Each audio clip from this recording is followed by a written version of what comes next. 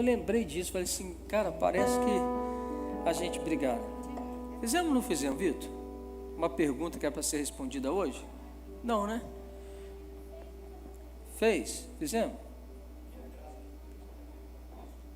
Não, isso a gente trabalhou, né? Essa questão juízo, não sei. Bom, foi? Não sei. Então, um pouco se foi aí. As meninas que ficam anotando aí. Lore, você anotou? Pergunta? Não, né? Não, tá bom, então eu não fiz. Amém. É tanta aula que a gente dá, é tanta pregação que a gente faz, que a gente vai misturando o negócio, né? A gente não sabe se foi aqui, se foi em outra sala. Aleluia, né?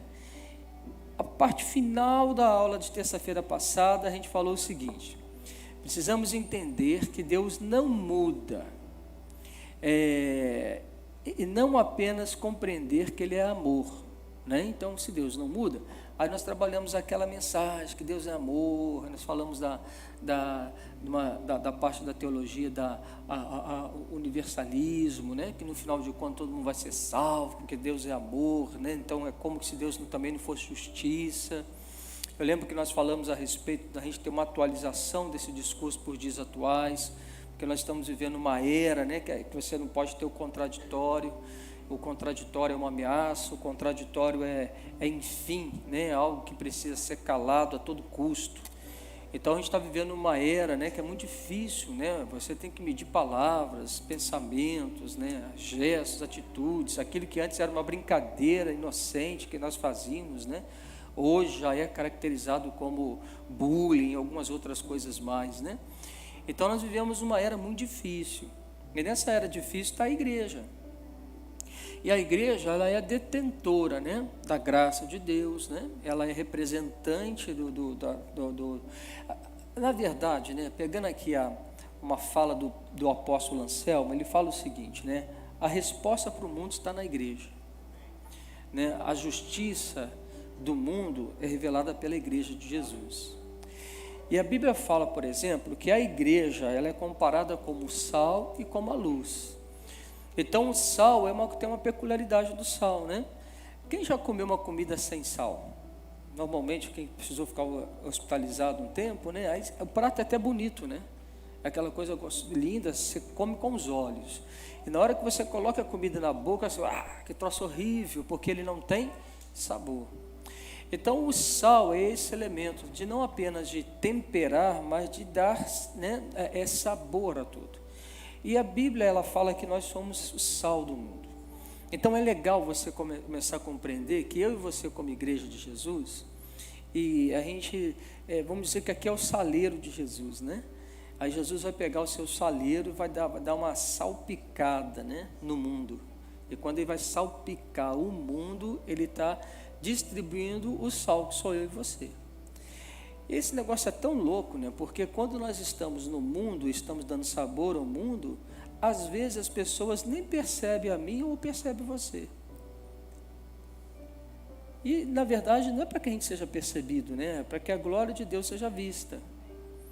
Mas quando cada um de nós estamos salgando, trazendo sabor, temperando o mundo, as pessoas precisam sentir o sabor de Jesus, né? Jesus é bom, Ele é bom. A mesma coisa na luz. Onde nós temos o lugar das trevas, as trevas não conseguem vencer a luz. A luz vence sempre. Então nós somos também como luz no mundo. E essa igreja, ela vai precisar se atualizar. Ou ela já está se atualizando. O pastor Xandão, ele faz parte de um grupo de 20 pastores, ou de 20 homens de Deus, né, 20 lideranças. Não sei se todos são pastores, mas ele está fazendo parte de um grupo, de uma parceria com a igreja, com a iChurch, né? E eles estão ensinando, eles estão praticando, aprendendo e ensinando ao mesmo tempo a como evangelizar no mundo metaverso. É isso mesmo? Metaverso. Vocês já ouviram falar do metaverso? Já? Sim ou não? É um negócio doido esse negócio do metaverso. Então, eles estão aprendendo, eles são pioneiros no Brasil, ele faz parte do pioneirismo do Brasil aí, que está entrando aí nisso. Então, a gente precisa atualizar. E o Alexandre está falando comigo que na sala do metaverso, né, você entra lá na sala do metaverso, é tudo muito escancarado, não é assim? tem umas poltronas assim, igualzinho vocês estão sentados. Na hora que você senta lá no metaverso, você tem um avatarzinho, né, que parece com você. O avatar do Alexandre é careca. Então, tem cabelo? O avatar dele tem cabelo? Não vi. Ah, então é fake news. Ele falou comigo assim, o avatar tem que ser mais parecido com a pessoa. Então você está no fake news, velho. Como é que você quer evangelizar no metaverso sendo mentira? Não pode, tem que ficar careca lá, ué. Então, ele está lá no metaverso. Aí ele senta numa cadeira, né? E ali começa o bate-papo, você faz parte do bate-papo da sala. E ali é um lugar de evangelização. Para você pensar como que o mundo está ficando esquisito. Nós temos aí a questão do Covid, correto? O que o Covid mandou a gente fazer? Ficar em casa. Não estou entrando no mérito se está certo, se está errado, ficar em casa. Vamos viajar um pouquinho comigo aqui. Mandou você ficar em casa. Quando mandou você ficar em casa, o que aconteceu? Colapsou um monte de coisa, a gente teve que nos adaptar. Então, por exemplo, quem tinha uma loja física, precisou entrar no e-commerce, precisou entrar agora nas vendas online. Então, por exemplo, o psicólogo, que precisava de estar fisicamente no consultório, agora ele começou a fazer sessões no online. E a gente começou a entrar mais, mergulhar mais no mundo online, da internet. E isso fez o quê? Um distanciamento entre a gente, correto? Agora veja o mundo metaverso. O mundo metaverso tem uma promessa. Qual que é a promessa? No mundo metaverso ninguém pega doença. Porque você pode fazer tudo dentro de uma sala virtual. Inclusive eles estão fazendo um negócio lá, o Alexandre me falou isso, hein? Que já teve o primeiro caso de assédio sexual no mundo metaverso, não foi isso? As pessoas estão entregando a alma para o diabo no mundo metaverso. A do assédio foi até engraçado, porque ele está falando comigo que foi uma reunião, né? Uma reunião de quê? De negócio? Uma reunião de negócio, está a salinha lá, cada um sentou e tal, e parece que eles desenvolveram, é isso mesmo? Uma luva que te dá sensações, né? Então, por exemplo, lá no mundo metaverso, você apertou a mão do bonequinho lá, você vai sentir o aperto aqui. E um homem lá, um tarado lá, foi e apalpou a nádega de uma moça. Aí ela apalpou lá no mundo metaverso, ela gritou lá na casa dela, ai! Né? Aí o que aconteceu nessa situação? O primeiro caso de assédio no mundo metaverso, é verdade. Agora vamos lá, vamos dar mais uma viajada aqui. Então vamos lá. Como é que você acha que vai ser mais ou menos, até mesmo a questão da atividade sexual no mundo metaverso? Hoje já se praticam, né, a questão do sexo, né, virtual. E agora, sem ter sentido, né? Agora imagina com sensibilidade. Olha que doideira. O que isso quer fazer? Isolamento entre as pessoas. Nós vamos ficando separados das pessoas. Nós vamos ficando escondidos das pessoas. Vamos ficar igual bicho. Nem a nossa aparência vai ser mais aparência. O Xandão tem cabelo lá, vê se pode. Não, lá você pode ser quem você quiser ser. Ok? Pastor, mas você não vai dar o estudo? Não, estou no estudo. Você vai entender daqui a pouquinho por que eu estou falando isso. Então a igreja, ela precisa saber ser igreja em todas as épocas, em todas as estações. Tá bom? Tem uma verdade, que eu amo essa verdade. Essa verdade, quando ela gritou dentro de mim pela primeira vez, puxa vida, eu olhei para Deus e falei assim, Deus, isso realmente é muito lindo. Quando eu entendi o que é a justificação. E nós vamos voltar na justificação agora, para a gente depois avançar com mais propriedade, aí nós vamos entrar mais, mergulhar mais na graça. Mas olha só que legal, o que você acha que é justificação? Tem alguém aqui é advogado? Está aqui, advogado, as meninas aí, ninguém? Advogado? Não? Alguém? Não. Profetizamos aí mais advogados da casa, né? Porque quem transita na advocacia, no mundo do direito, talvez ele consiga ter uma melhor assimilação do conceito de justificação. E olha que interessante, tem uma citação aqui do John Wesley, que foi um dos avivalistas do século XVIII e o fundador do movimento metodista e da igreja da qual nós fazemos parte. Ele disse assim certa vez, Ninguém pode confiar nos méritos de Cristo, aquilo que Cristo fez por nós, antes que se tenha negado inteiramente a si mesmo. Aquele que tenta estabelecer sua própria justiça não pode receber a justiça que vem de Deus. Então vamos pensar aqui alguma coisa. E tem um outro texto. Agora o texto Romanos 10:4. Põe para a gente aí, William. Porque o fim da lei é Cristo, e aí fala finalidade, né? Para justiça de todo aquele que nele crê. Então veja, então o fim da lei é Cristo para a justiça. Justiça de quem? De quem? De quem? De quem crê. Então não é justiça para todo mundo, é a justiça de quem crê. Você creu, então você foi feito uma justiça. Você é justificado. Você é tornado justo. E eu gosto disso, por quê? Porque quando ele está falando sobre essa questão de justificação, ele está falando, na verdade, de todo o grito da alma do ser humano. Todo ser humano, de uma certa forma, ele busca viver uma expiação, uma remissão. Ele busca alívio das suas culpas. Então, ele está buscando uma absolvição. Por exemplo, cada um de nós aqui tem um passado, correto? Amém? Todos nós temos um passado. Até a Ayla, que deve ser a mais novinha aqui, tem passado já. E cada um de nós aqui, no nosso passado, a gente fez coisas assim muito bacanas, né? Se eu perguntar a você assim, cara, o que você já fez assim de nobre, que foi maravilhoso, poderoso? Não, tem coisa assim, o Vitor tá balançando a cabeça, tem coisa que a gente fez que é legal, bacana, né? A gente tem uma boa recordação. Mas tem áreas da nossa vida que tem coisas que a gente fez que a gente gosta nem de pensar. Não é? Ou é só comigo? É com você também? É contigo também, Marcelo? Assim? Então tem coisas que a gente não gosta nem de pensar. Dá vergonha pra gente. E a gente fala assim, meu Deus, não acredito que eu fiz aquilo. Não acredito. Tem gente que não resolveu a questão de passado. E tem gente que está vivendo no presente na condenação do passado. Carrega um fardo, uma culpa. Não consegue se perdoar. Então, quando ele não consegue se perdoar, ou ele carrega uma culpa, ele está sob escravidão. Ele está sob o quê? Ele está escravo. Escravo de quê? Da sua consciência, da sua culpabilidade, do seu passado não resolvido. Então essa pessoa ela tem como se fosse uma âncora na vida, né? Ele quer fazer as coisas, mas quando ele vai fazer as coisas, vem uma consciência que o acusa. Então ele nem consegue nem dar um passo mais para frente. Ele está sempre limitado a respeito de tudo.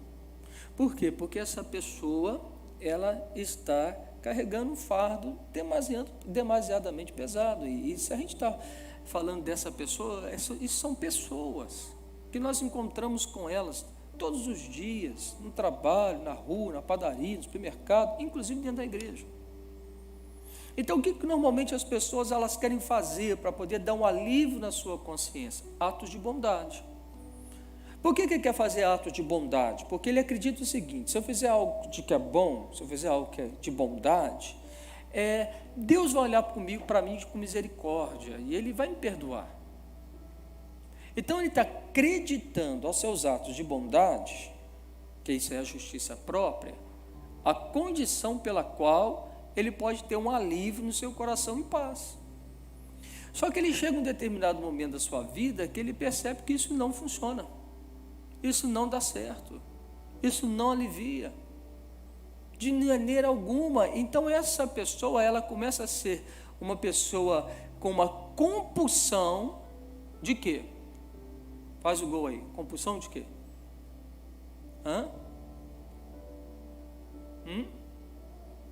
De reconhecimento.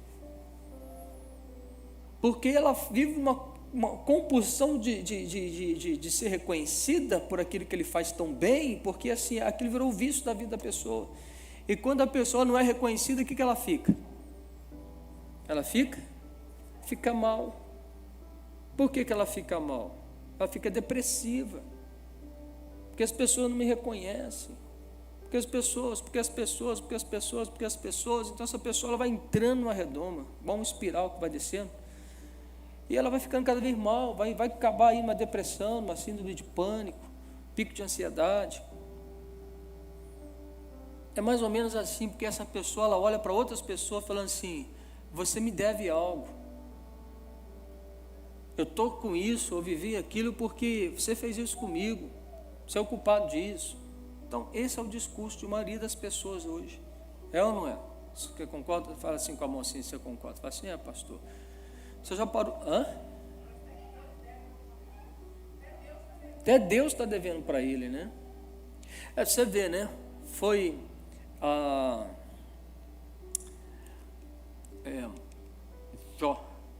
Jó que ele fez um lamento, né? Que ele falou assim, maldito dia que eu nasci, para que eu fui nascer?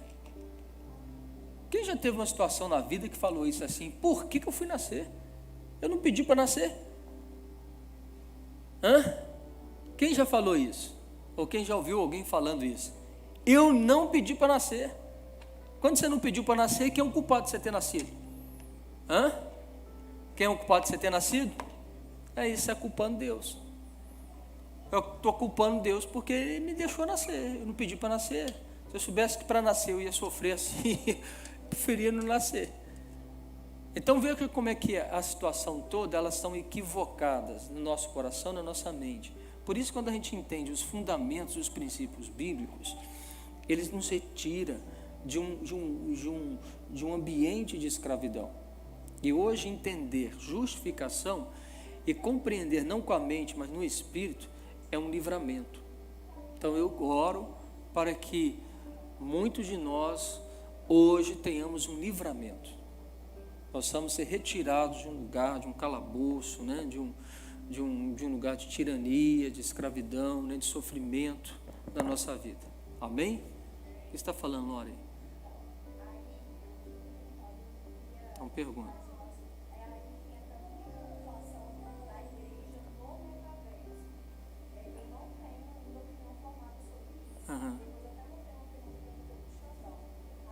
Ai, Xandão, o problema está contigo, hein?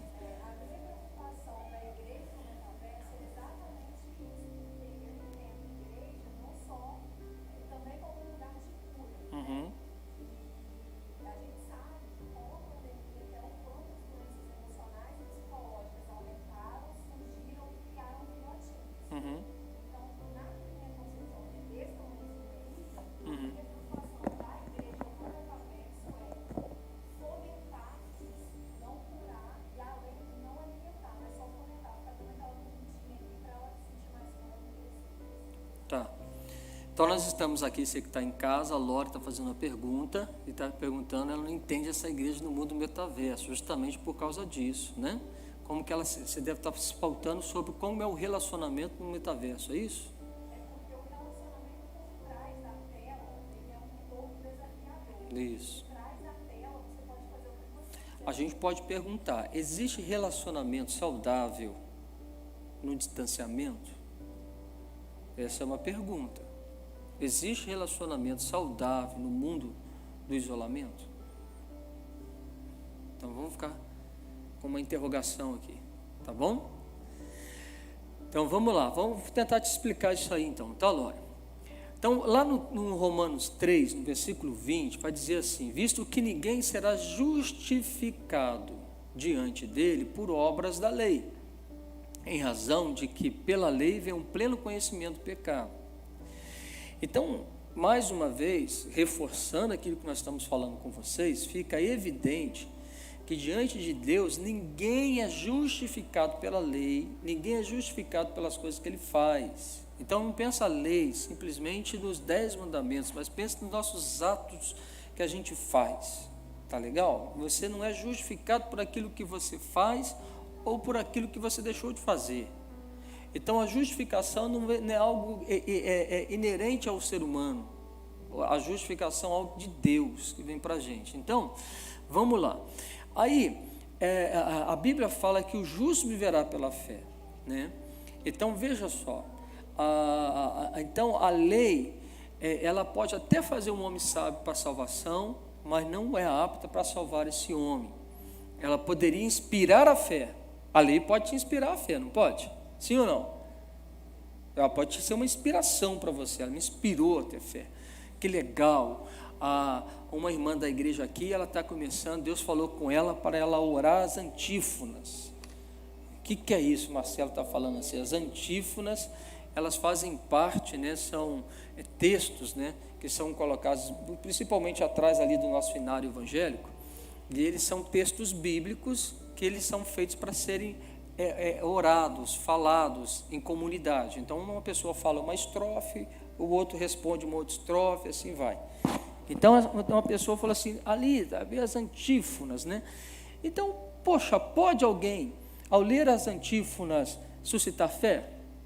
Conversávamos ontem, ou anteontem, eu conversei com um irmão desta igreja, e ele faz parte do Ministério dos Gideões. Ele estava falando comigo que eles foram entregar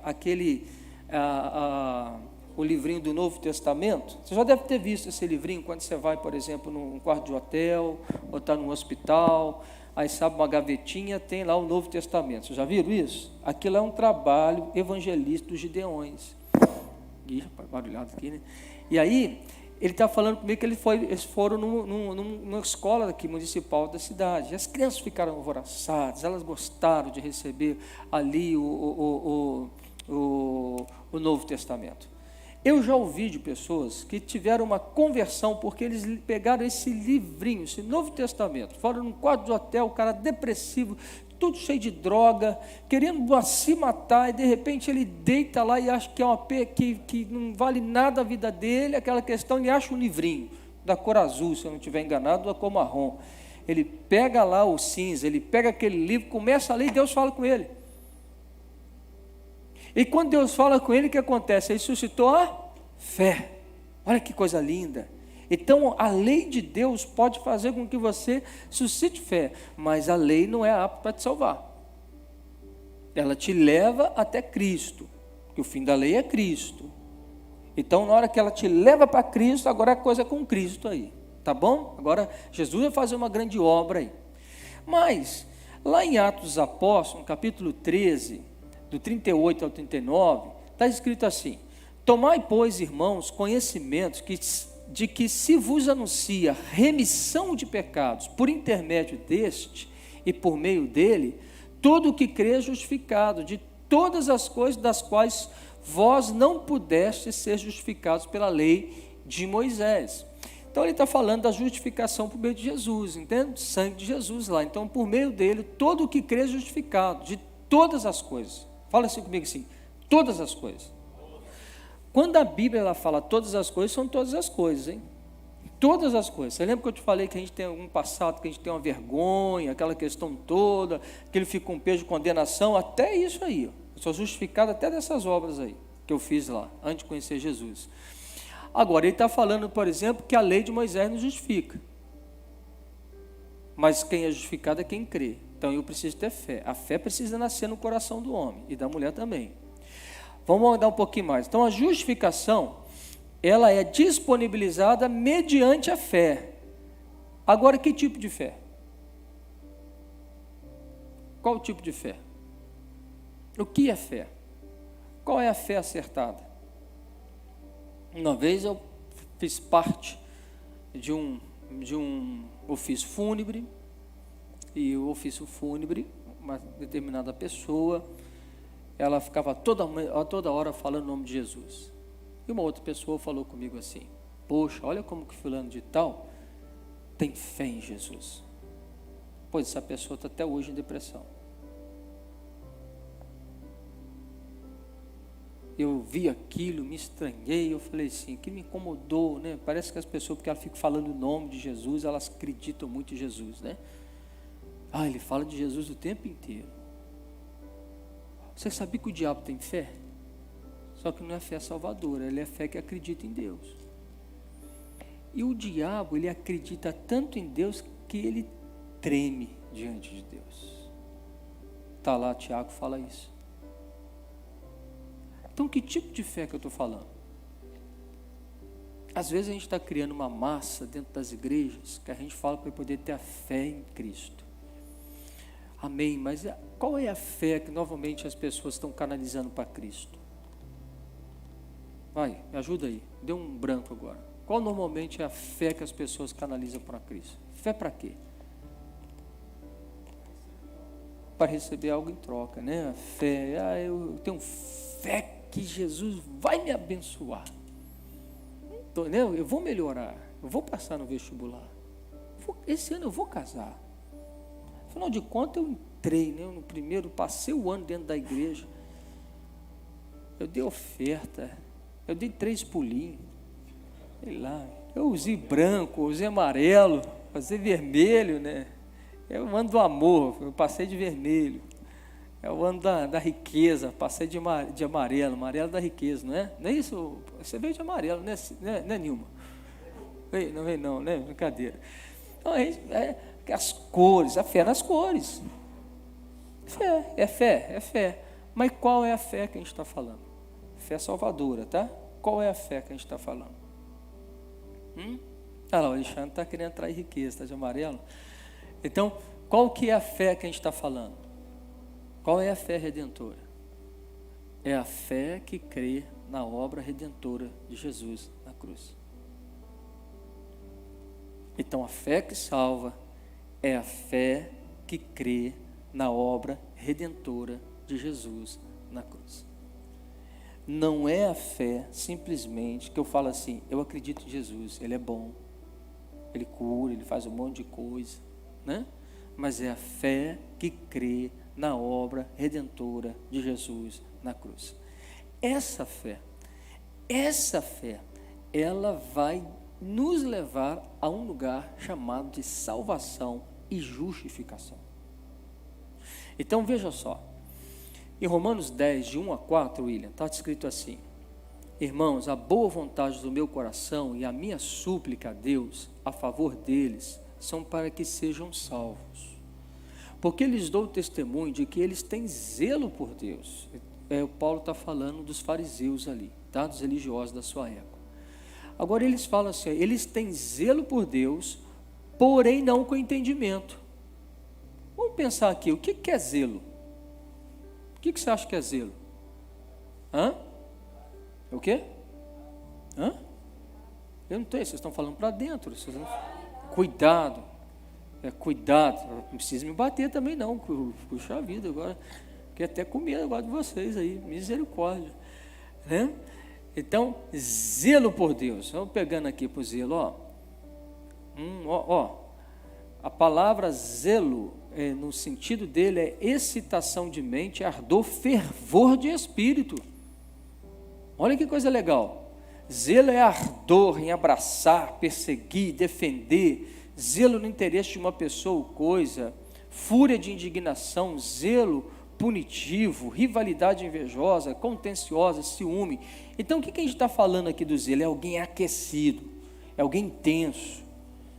Então, aquele religioso intenso, aquele camarada que transpira aquilo que ele faz com gosto. Você vê o camarada, você fala assim, ele é zeloso pelas coisas de Deus. Então, ele está falando de um povo zeloso. Ele não está falando um povo assim, que é um povo meio assim, devagar, não. Ele é esse cara que mergulhou de cabeça. Zelo mesmo.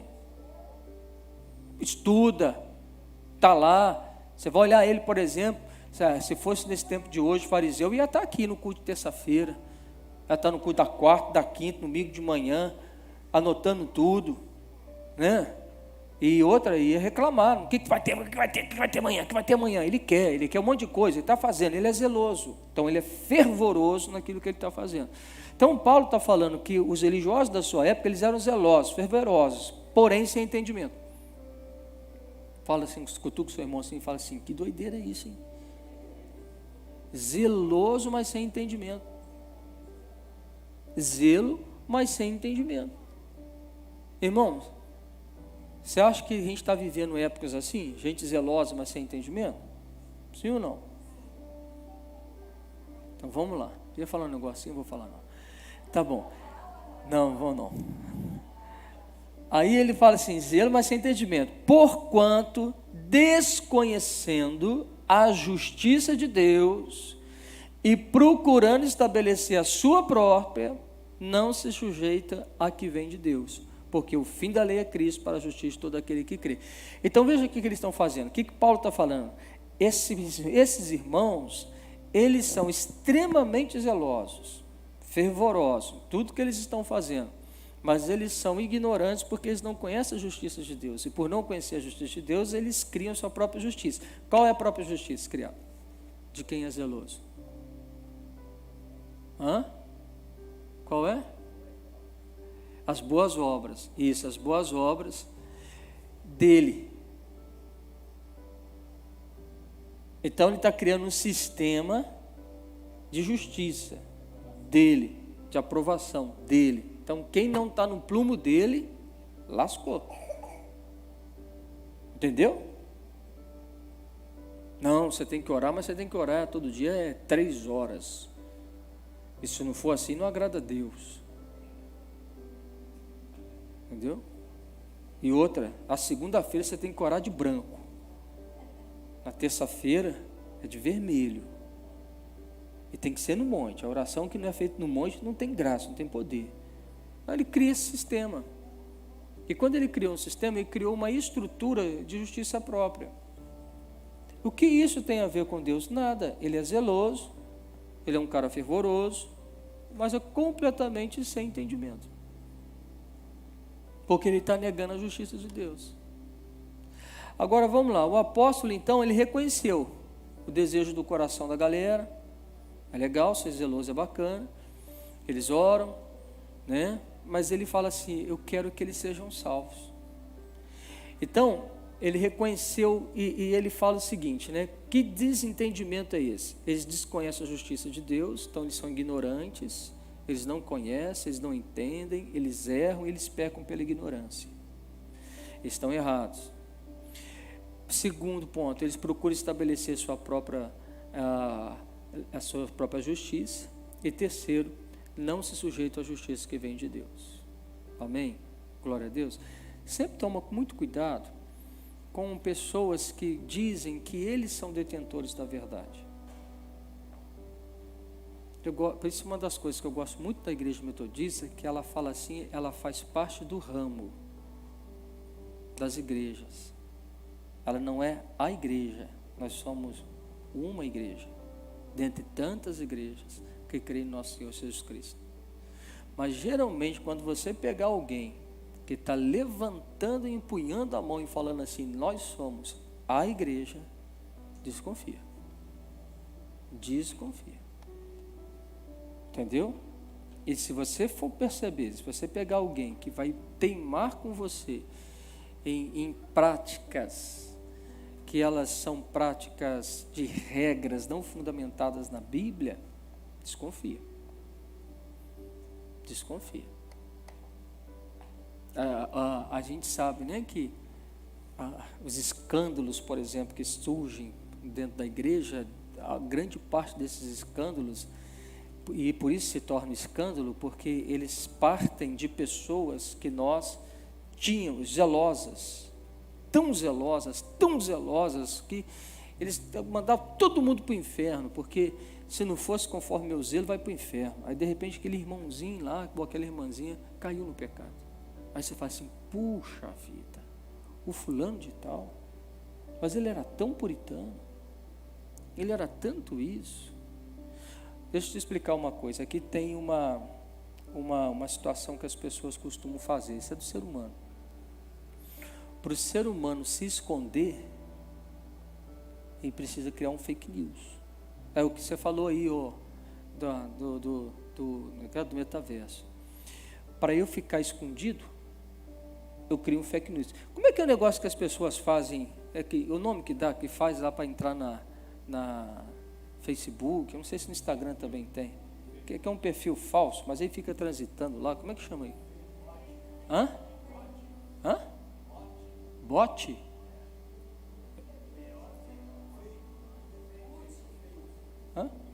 Perfil fake. Esse negócio de bot, eu nunca ouvi falar esse troço não. Isso é antigo, hein? É o boot. Boot parece nome de cachorro, né?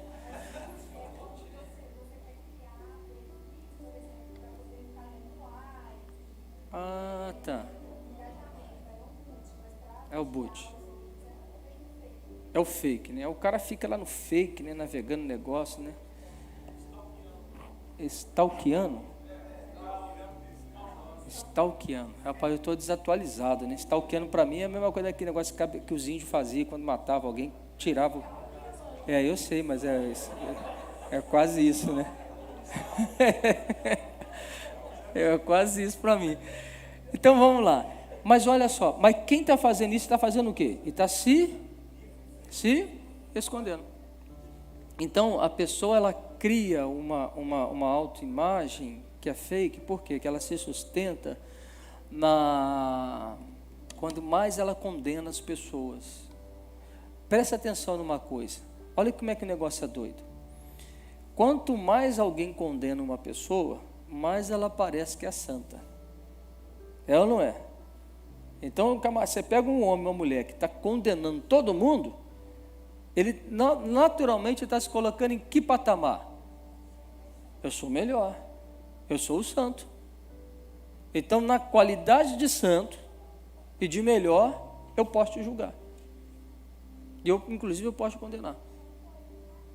Só que a maioria das vezes, quem faz isso, o que está acontecendo com ele? Ele está se escondendo. Por isso que quando a casa cai, a gente vê que, na verdade, ele estava se sustentando numa mentira. Entende isso? Ok? Por isso, se você entender justificação, você vai ser livre agora. Então vamos lá, vamos avançar. Bom, esse tópico eu vou falar com vocês sobre a necessidade do arrependimento, tá? Então, até aqui, antes, deixa eu só testar alguma coisa assim. Todo ser humano, ele é desprovido de justiça, e todo ser humano está debaixo de condenação. Ok? Vou repetir. Todo ser humano é desprovido de justiça, e todo ser humano está debaixo de uma condenação. Então, entende uma coisa. Por que Deus não veio julgar o mundo, condenar o mundo? Porque já está condenado e julgado. Então, ele não vai fazer uma coisa que já é uma realidade. Por isso, há alguns anos atrás, uma evangelização que era praticada é você vai para o inferno. Está completamente desproporcional. Se a gente quer ser coerente, a palavra deveria ser assim: você está no inferno. Você não vai, você está nele. Porque se você vai, a condição que você não está. E aí é a condição de futuro. É só quando eu morrer. Mas guarda uma coisa, o seu futuro você vive no seu presente. O que você semeia hoje é o que você vai colher amanhã. Então o que você faz hoje é o estado no qual você se encontra. Por isso, mais um pouquinho na frente, eu estou doido para chegar nesse lugar, nós vamos trabalhar os 3 tempos da salvação: passado, presente e futuro. Então, se a salvação passado, presente e futuro, a condenação também está nesses tempos. Então, na verdade, Jesus ele veio para salvar quem estava perdido. E quem estava perdido? Todo mundo. Todo mundo estava perdido. A condição do ser humano é perdição, condenação. Então ele não veio, ele veio para libertar. Então o evangelho é libertador. Por isso ela é boa nova. Porque você imagina o seguinte: uma pessoa ela está lá, né, no inferno, e de repente você fala assim: se você aceitar o Cristo, você vai ser salvo. Que todo aquele que nele crê tenha vida eterna. Porque a justiça dele vai ser sobre você. Cara, na hora que você recebe isso, você fala assim: eu quero. Se você conhecer o seu estado. É o troca de reino. Mas olha, para entrar lá, tem que ter uma consciência do seu estado anterior. É o que eu vou falar com você agora. Então vamos lá. Então vamos entender aqui, Romanos 3, de 9 a 10. Mas pois já temos demonstrado que todos, tanto judeus como gregos, estão debaixo do pecado. Como está escrito, não há justo, nenhum sequer. Então, homem nenhum possui justiça própria. Isaías declarou que somos como o impuro, todos nós. Todos nossos atos de justiça são como trapos. Está lá em Isaías 64, 6. Coloca lá, Isaías 64, 6. Mas todos nós somos como o imundo, e todas as nossas justiças como trapo da imundícia. Todos nós murchamos como a folha, e as nossas iniquidades como o vento nos arrebatam. Então, olha a condição. Lá em Romanos 5,12 vai dizer o seguinte: portanto, assim como que por um só homem entrou o pecado no mundo, e pelo pecado a morte, assim também a morte passou a todos os homens, porque todos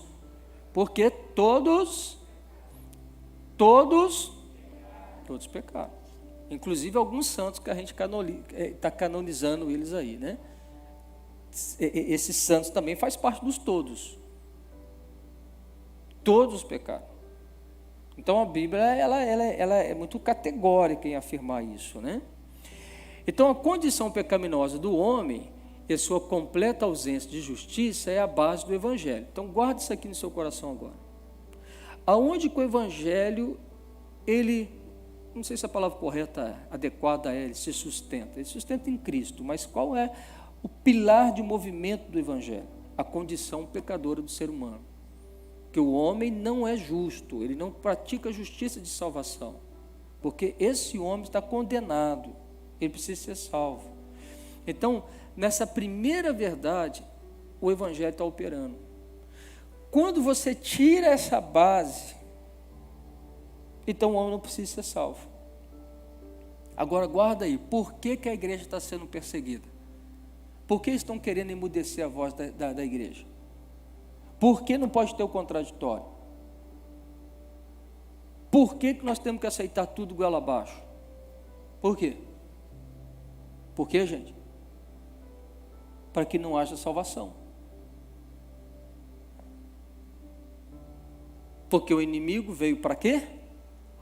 Roubar, matar, destruir. E se a gente começar a acreditar na historinha da carochinha, que no final todo mundo é salvo, você vai estar lascado. E se a gente começar a entrar na historinha de que eu não posso falar a verdade, senão eu vou te ofender, você também vai para o inferno. Se não for para o inferno, vai ser sentenciado com a culpa de sangue das pessoas que Deus te deu na mão, e você não pregou e você não evangelizou.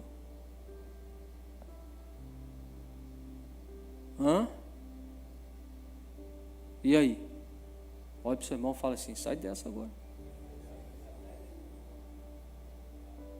Então, se a condição do homem é uma condição de condenação, e se a condição desse ser humano é um ser humano que não pratica justiça para a salvação, o que ele precisa então? Ele precisa de uma salvação. Agora, como que vem a salvação? Fala comigo assim: arrependimento. Então, o arrependimento é o precursor da fé que nos traz justificação. John Wesley disse assim: reconhecei a vossa doença, conhecei a vossa cura. Então, a doença precisa ser reconhecida antes que a cura seja recebida.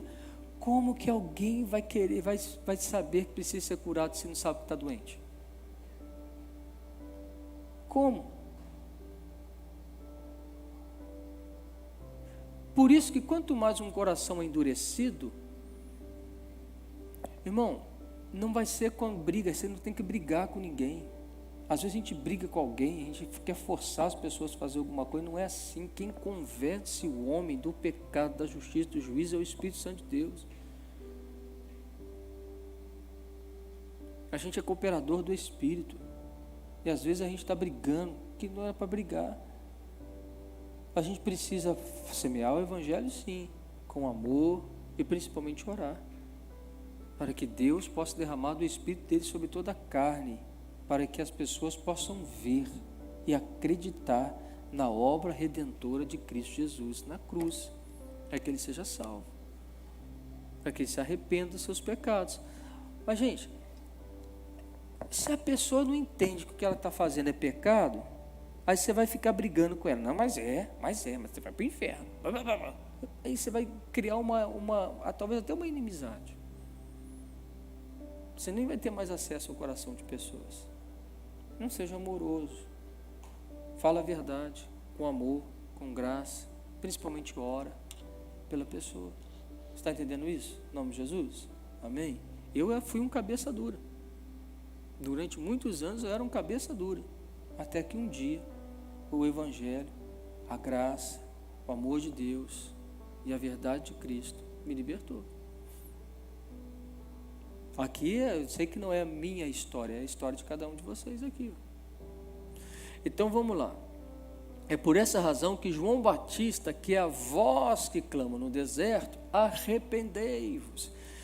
Olha, pois o reino de Deus está próximo. Então vinham os sinais, as pessoas se arrependiam, haviam os sinais, as curas, as maravilhas. Jesus veio com aquela coisa linda, as boas novas chegou, mas primeiro o arrependimento. João Batista pregou arrependimento, Jesus pregou arrependimento, Jesus mandou os discípulos pregar o arrependimento. Então, veja só, a nossa mensagem, a mensagem do Evangelho é arrependei-vos, não é de autoajuda. A mensagem do Evangelho é arrependei-vos. A mensagem do Evangelho é, olha a sua nudez, olha a sua podridão, olha o seu pecado, você precisa de salvação, clama por Jesus, essa é a mensagem.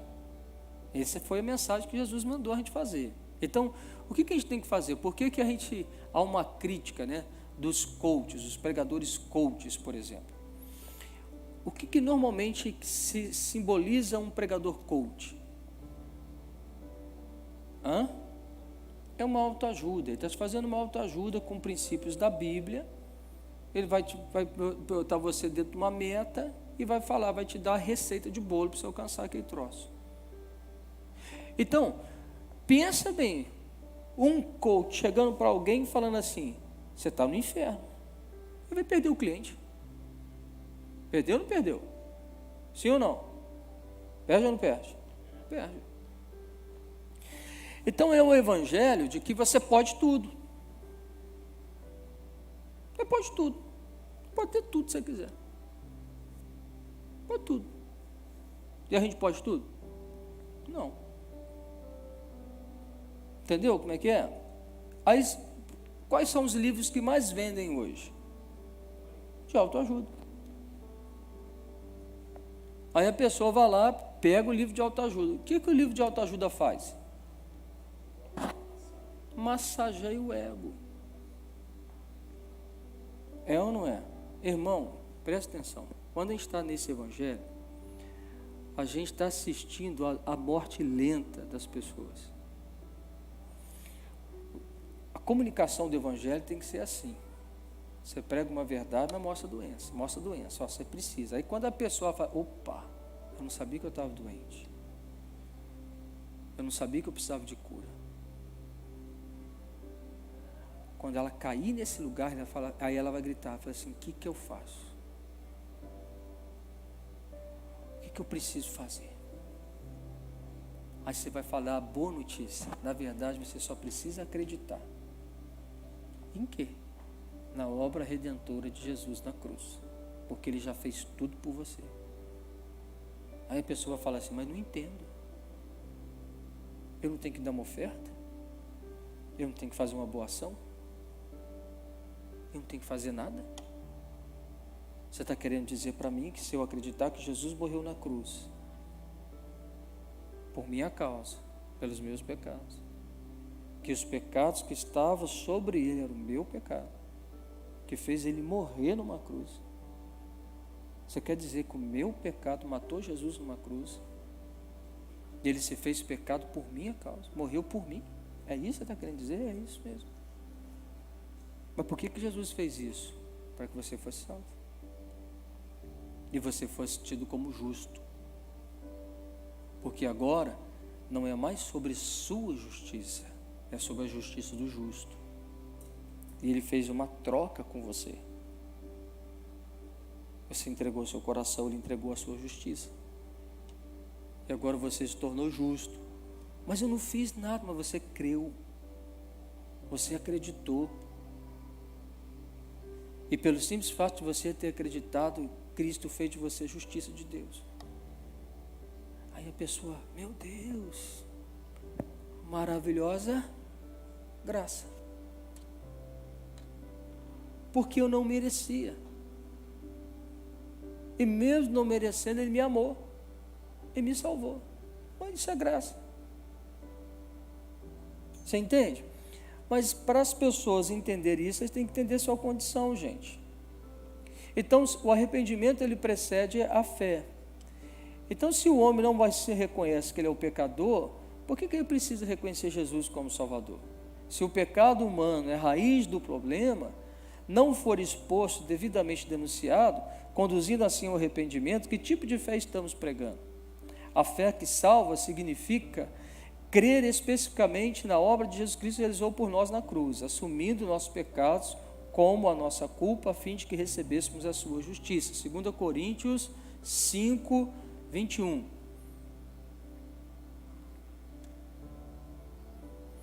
Aquele que não conheceu o pecado, ele o fez pecado por nós, para que nele, lê para mim, só concluir aqui, para que nele feito justiça de Deus. Então, o salvo, ele é uma justiça de Deus. Foi feita uma justiça de Deus na minha vida. Eu ando pela justiça de Cristo na minha vida. Eu sou justificado pela justiça do justo. Amém? A nossa advogada chegou aí agora, né? Então, veja, outra coisa. Russell Shedd, ele disse uma coisa assim: uma teologia que oferece graça sem arrependimento é falsa. Por isso eu disse aí o Anderson Silva fala dos pregadores fofinhos, né? Dos pregadores fofinhos, né? Então, o arrependimento é o ponto de partida, e só faz sentido se as pessoas que, além de entender essa condição de pecado, elas entendam também que o pecado as torna merecedoras do juízo. Então, não é só reconhecer o pecado. Ah, eu sou pecador. Você já viu alguém que ele fala assim? Eu já encontrei com algumas pessoas, ele fala assim: ah, pastor, eu sei que eu estou fazendo está errado. Aí você fala assim: e daí? Eu sei que é errado. Mas tá bom, e daí? Não, daí que eu sei que é errado, mas eu continuo fazendo. Talvez falte essa pessoa entender que o pecado atrai o juízo de Deus. Não é a mensagem de botar terror na pessoa. A pessoa não tem que ir para Deus porque ela tem medo do inferno. Mas se ele for para Deus porque tem medo do inferno, que bom que foi para Deus. Mas a gente precisa entender que Deus é juízo. E que vai chegar um tempo que a gente vai ter que prestar as nossas contas.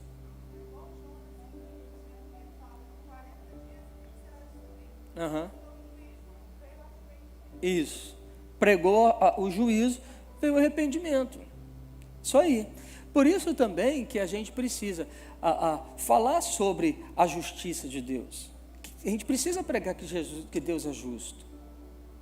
E que Deus tem ira. A gente precisa pregar essas verdades, para que a pessoa ela possa ter uma consciência do pecado, que o pecado atrai o juízo de Deus. Então, quando você tem a consciência do pecado, que o pecado atrai o juízo de Deus, você tem a consciência que você precisa ser salvo. Aí você pode dar os pulos da fé e dizer assim: eu me entrego, eu me rendo, me salva, me tira desse lugar. Eu quero andar contigo, quero ver o Senhor. Entendeu?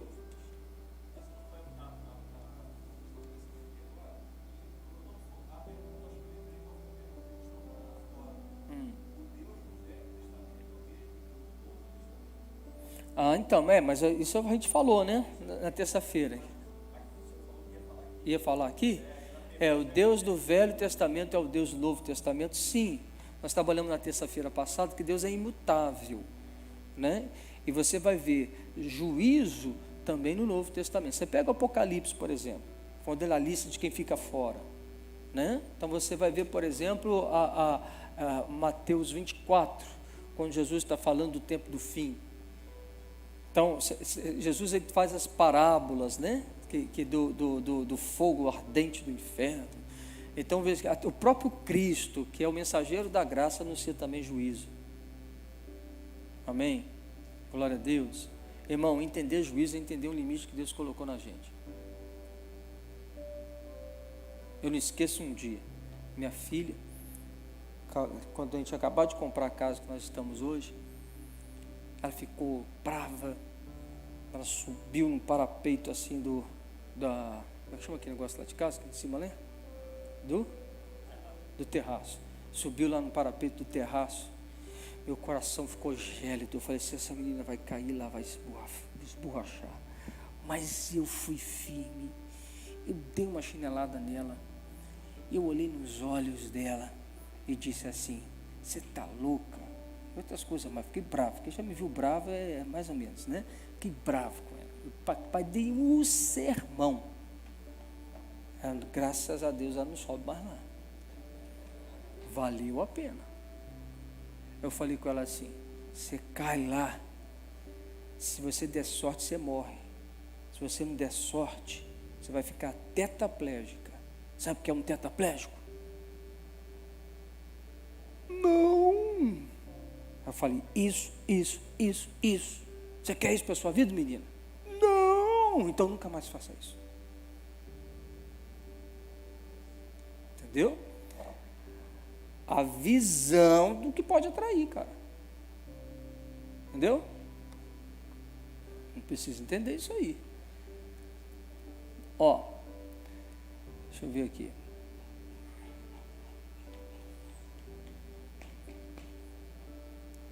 Primeira Coríntios, por exemplo, ele fala assim, ou não sabeis que os injustos, 1 Coríntios 6, 9 e 11, ou não sabeis que os injustos não herdarão o reino de Deus? Não vos enganei, nem impuros, nem idólatras, nem adúlteros, nem efeminados, nem sodomitas, nem ladrões, nem avarentos, nem bêbados, nem maldizentes, nem roubadores herdarão o reino de Deus.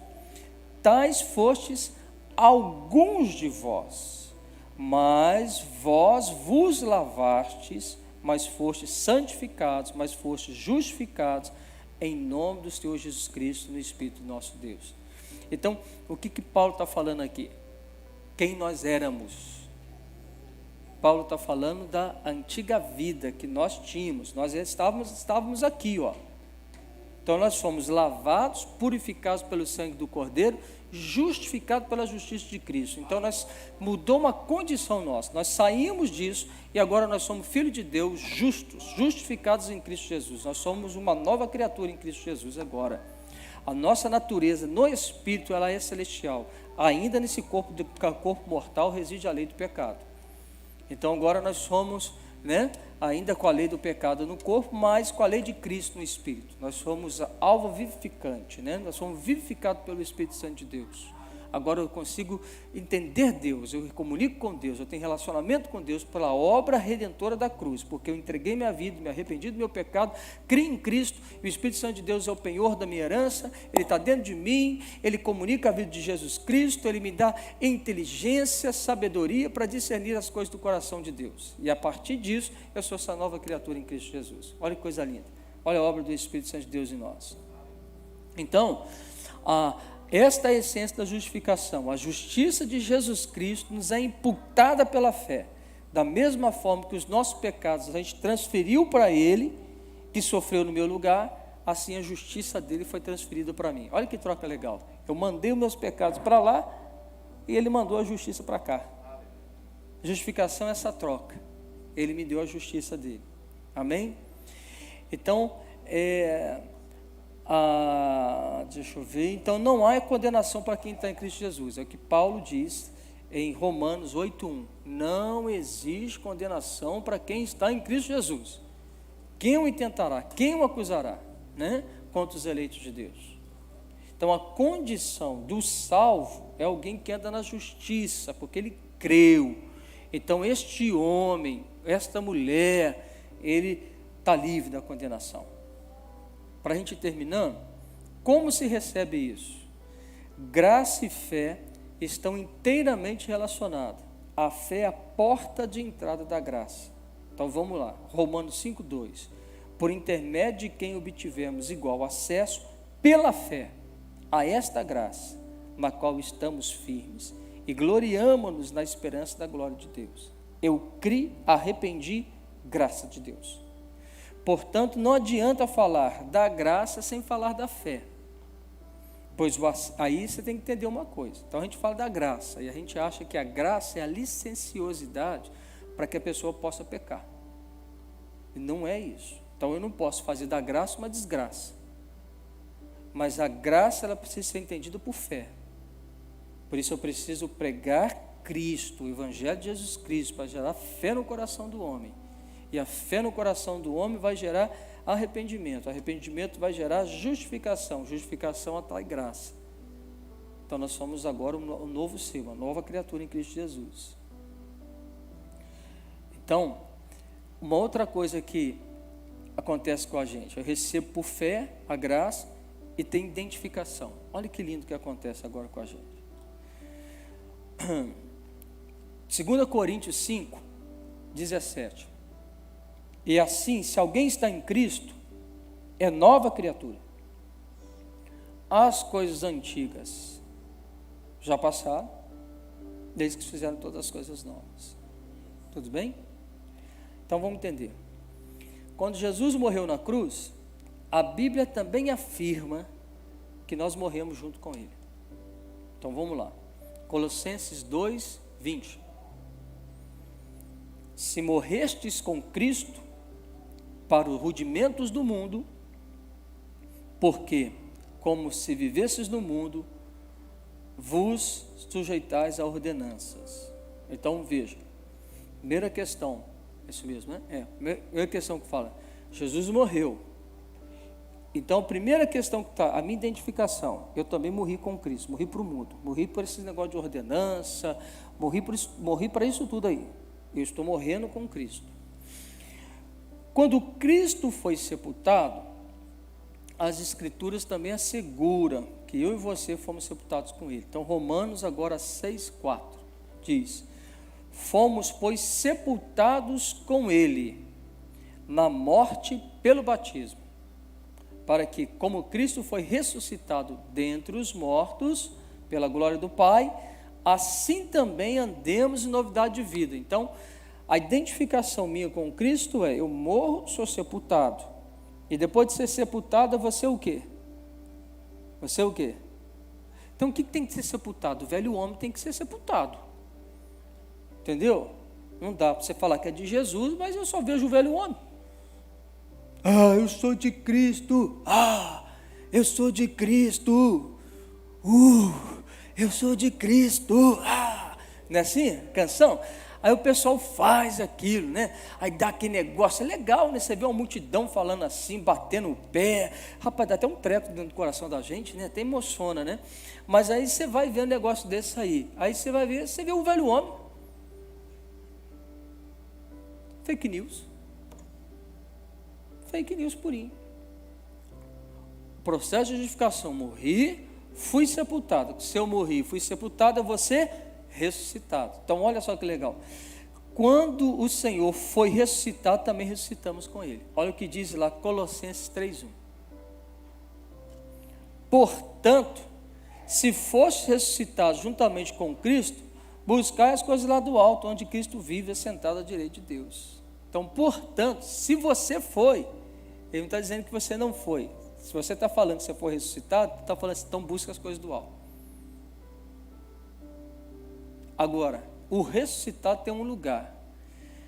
Quando o Senhor foi levado ao céu, Ele está sentado à direita de Deus Pai, Ele também nos colocou assentados junto com Ele lá. Efésios 2:6. E juntamente com Ele nos ressuscitou e nos fez assentar nos lugares celestiais em Cristo Jesus. Então, irmão, olha só como é que a vida cristã é bonita. Então eu vou pela justificação, né? A gente falou de justificação. Então, eu criei na obra redentora da cruz. Fui justificado. A graça me alcança. Fé e graça junto. Justificação. Justiça de Deus em mim. Fé. Por que eu tive fé? Porque um dia eu vi o desespero que eu estava de um pecador. E eu percebi que eu não tinha como me salvar. Que as minhas justiças eram um trapo de imundícia. Que eu era o imundo. E eu precisava ser salvo. Essa mensagem me alcançou você. E naquele dia nós entregamos nosso coração para Jesus. Nós cremos na obra redentora da cruz. Naquele dia foi feita uma justificação. Eu me tornei justo diante de Deus. A graça me alcançou. E naquele dia, naquele ato de crer, eu morri com Jesus. Eu fui sepultado com Jesus. E automaticamente agora eu sou ressuscitado e eu estou sentado nas regiões celestiais em Cristo Jesus. Então o que aconteceu com esse homem? Ele é novo. O que aconteceu com essa moça? Ela é nova. E o que eu preciso fazer ainda no mundo do metaverso? Ainda que pareça que a gente não tem um relacionamento como a gente gostaria de ter. Mas se eu ganhar alguém no mundo metaverso, eu posso encontrar com ele, porque ele vai entrar no sistema relacional do reino de Deus. Porque a mente dele, que estava escrava e fechada, agora com Cristo é aberta. Se tem uma coisa que alguém salvo faz, é querer se relacionar com gente, para salvar a gente, para testemunhar Jesus para a gente. Se você quer ver um sinal que alguém está salvo em Cristo Jesus, não vou dizer que é 100% certo, pode ser que alguém está querendo salvar para merecer a salvação, né? Mas eu estou querendo dizer o seguinte: mas se você quer perceber alguém que foi justificado em Cristo, o amor que ele tem por pessoas, o ministério da reconciliação. Então, irmão, esse cara ou essa moça, ele ama Jesus, ele ama aquilo que Jesus ama. Então a sua mente ela é mudada. A sua mente agora é a mente de Cristo. Eu tenho um coração de Jesus, eu tenho a visão de Jesus, então agora eu ando como Jesus. Então pensa bem você, né? Jesus ele ia evangelizar no metaverso? Lógico. Paulo ele fala assim, né? Quando ele estava lá em Atenas, né? Como é que aquela fala que ele diz mesmo? Ele fala do Deus desconhecido, mas ele fala: eu fiz de louco para alcançar os loucos. Então, o que Paulo fazia? Ele buscava oportunidades para pregar Cristo. Termino com vocês falando o seguinte: por que eu preciso pregar sobre Cristo? Por quê? Puxa, pensei que vocês iam acertar tudo agora, hein? Eu já ia dar a nota do semestre. Por que eu preciso pregar Cristo? Por quê? Se ninguém pregar, também. Isso. Então você ganhou 5,5 e o Gravel 10. Lógico. Tá vendo a justiça própria brigando ali, né? A justiça própria é uma desgraça, né? Tá a justiça própria querendo gritar ali. Então veja, senão ninguém vai ser salvo, cara. Ninguém vai ser salvo. Se eu não falar de Jesus, ninguém é salvo. Se eu não falar da condição do homem, ninguém é salvo. Se eu não falar da condição do homem, pecador, aí ele não vai entender que ele precisa ser salvo. E se ele não entender que ele precisa ser salvo, ele vai negar Cristo. Porque ele está achando que a condição que ele está boa, e não está. Ele está quebrado. Ele precisa entender essa situação dele. Entendeu a condição, arrependeu, entregou a vida para Jesus, salvo. Então por que eu preciso pregar Jesus? Irmão, deixa eu te falar uma coisa. Eu creio que nós estamos vivendo tempos muito propícios para a pregação do Evangelho. Porque a pregação do Evangelho é boas novas. E quando a gente está num mundo tão esquisito, o mundo precisa das boas novas para deixar de ser esquisito. E o Evangelho é uma contracultura.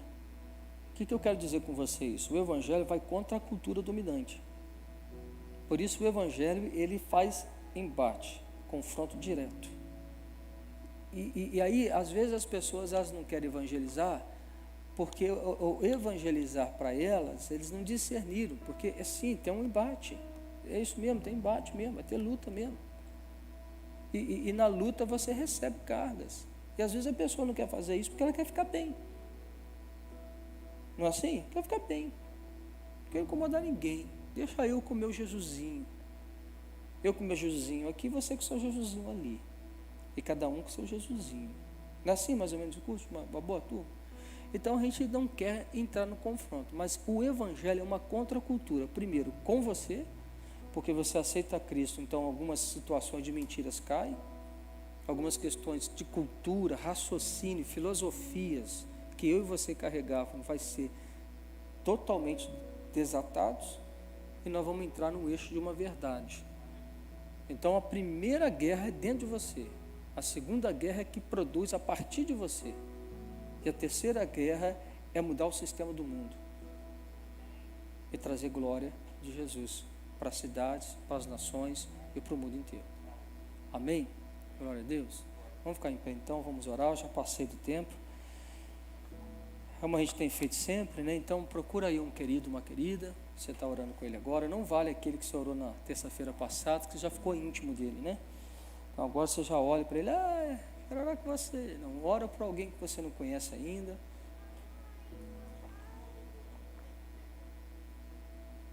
Pergunta a pessoa se ela tem um motivo de oração.